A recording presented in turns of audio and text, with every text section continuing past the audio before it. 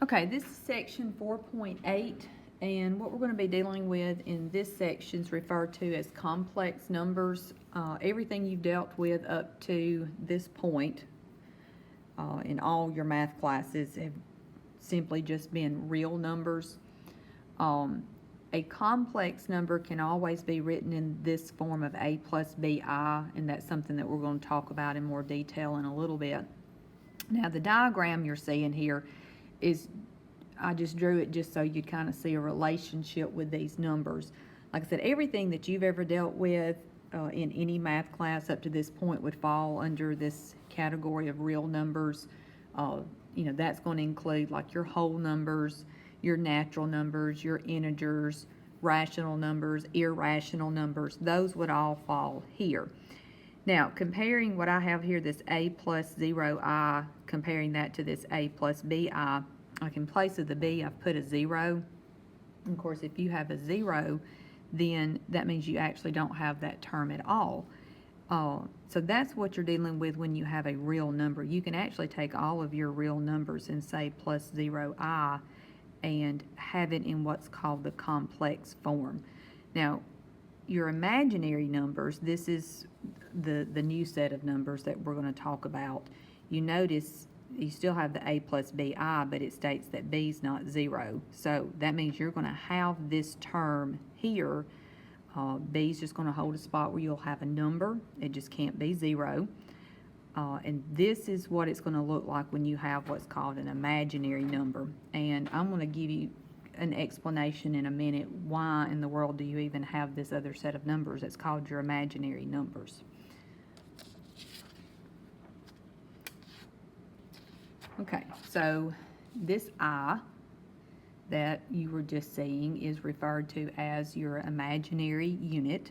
So your imaginary unit is I, and that is going to be equal to square root negative 1. Okay, so the fact that I is the same thing as square root negative 1. This is something that you need to have memorized, okay?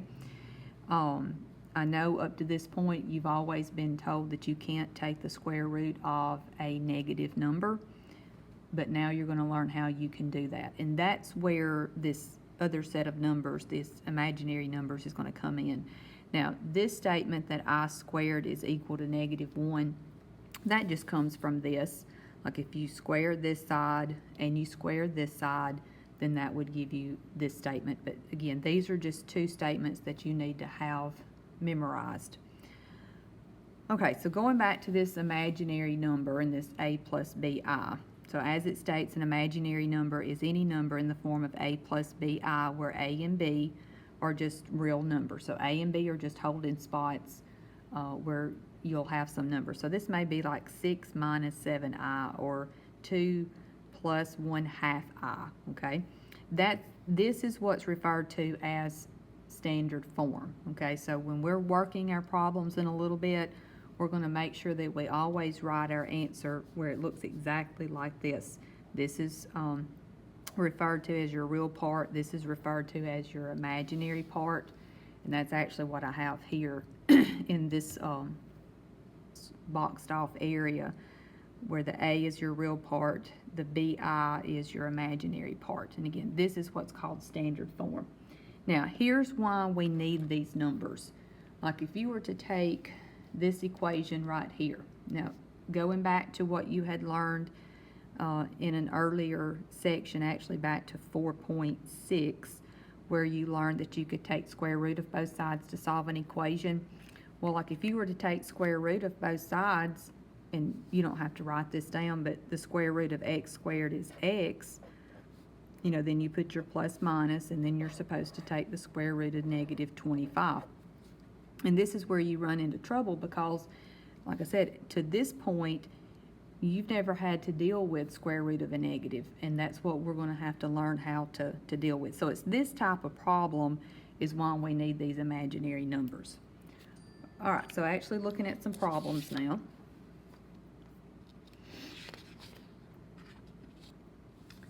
Okay, so you're told to simplify using the imaginary number I. Okay, so starting out, first of all, I want to come over here to the side, and this is actually a same list of numbers that I had given you earlier.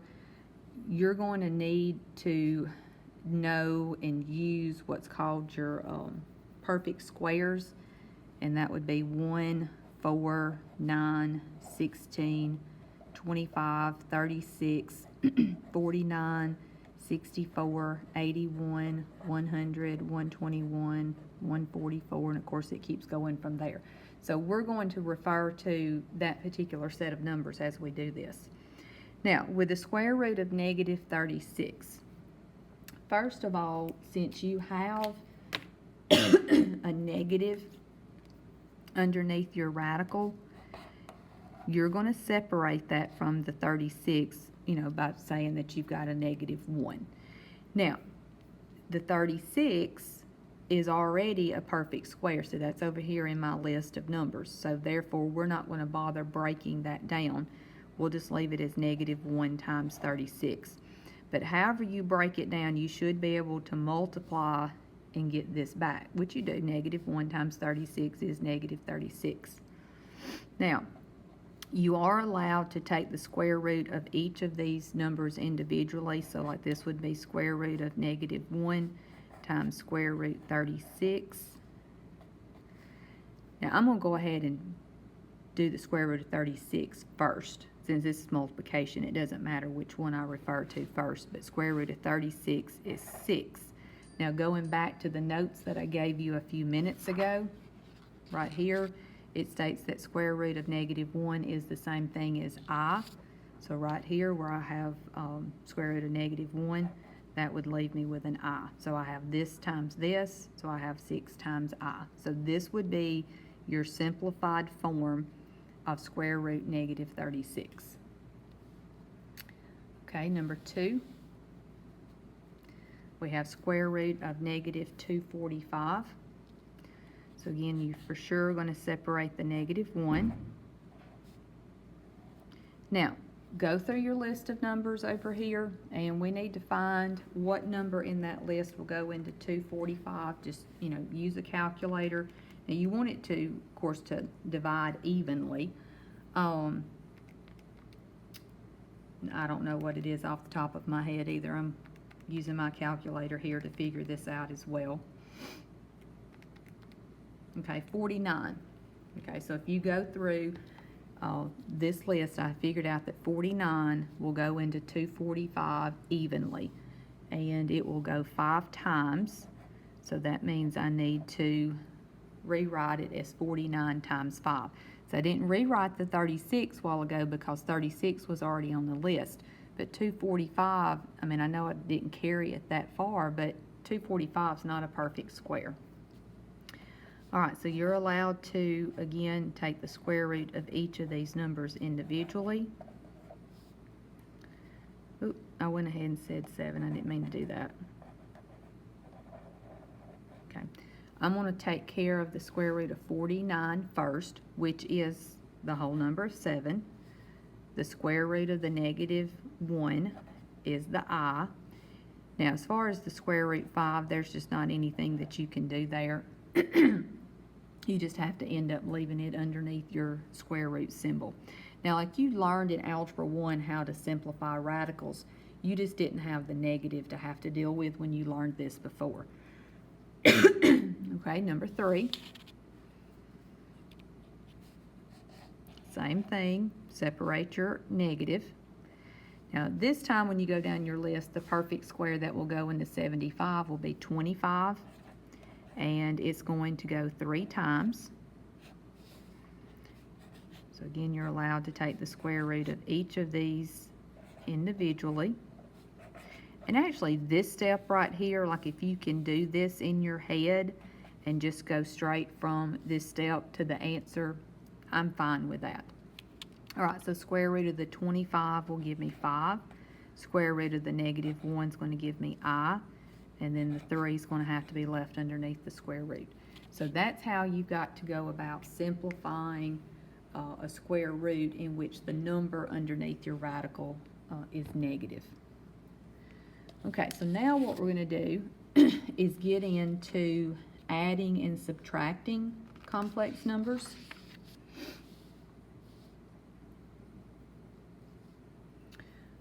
Okay, so the first one that I've got here, of course, obviously is an adding. So this is this standard form. This is representing the a plus bi. This represents another complex number, a plus bi, and you're asked to add these. Now, it's really easy to add complex numbers. It's just the same thing as combining like terms, okay? So your real parts would be considered like terms. So you're just going to do your 6 plus your -9, which is going to give you a -3. And then you're going to combine your imaginary parts. So that would be -8 plus 11. So -8 plus 11 is a +3. So that means you would have a plus 3i. And that's your answer. You know, just like I said, adding is really easy. All you got to remember there is just combine like terms. Combine the real parts together, combine the imaginary parts together. Now, make sure that you do write it in this order where you put your real part first and then put your imaginary part first, or second. That's called that standard form. Okay, now let's look at a subtraction problem. Now, subtraction is going to be real similar to what we just did with the adding, but what you would need to do first here is distribute your minus sign. So I would have -4 plus 5i minus 2 plus 7i. Now, after you distribute your minus sign, of course, which makes the sign of each of these terms change, now you do exactly what we were doing just a minute ago with the adding, and you're just going to combine like terms. So here are my real numbers, my real parts. So -4 minus 2 is going to give me -6, and then combine the imaginary parts. So the 5i plus the 7i is going to give me a 12i. So there's my answer for the subtraction problem.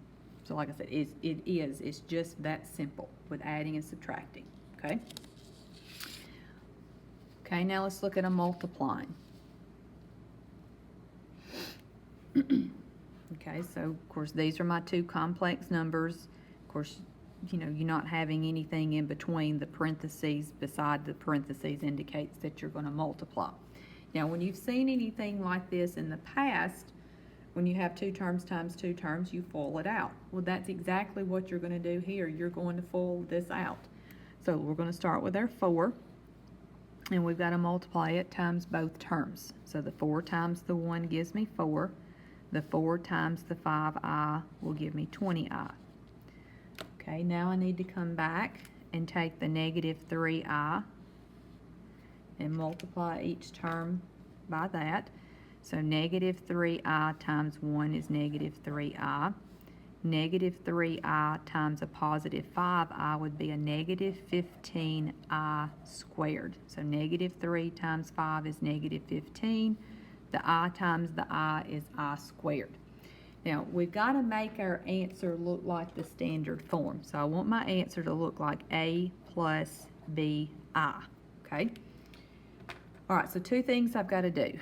I do need to combine the 2 terms in the middle together. That would be considered like terms. So 20 minus 3 is going to give me a +17. Now, going back to this up here that's called standard form, the I that you have in standard form is to the first power. So since you've ended up with an I to the second power, we've got to take care of dealing with that. And if you look back in your notes, I gave you, let me pull it back up here, I gave you this statement here in your notes that says I squared is equal to -1. So we're going to replace the I squared with a -1. Okay, so I'm going to bring down my -15. And now that's going to be multiplied times -1. So where I had -15 times I squared, I'll now have -15 times -1. Okay, so when you actually multiply -15 times -1, that's going to change to a +15. But now you'll be able to combine these two together because they're just real numbers. So the 4 plus the 15 is going to give you 19, and then you bring down the plus 17I. So there's your final answer. Like I said, you got to make sure that your final answer here matches up and looks exactly like this standard form.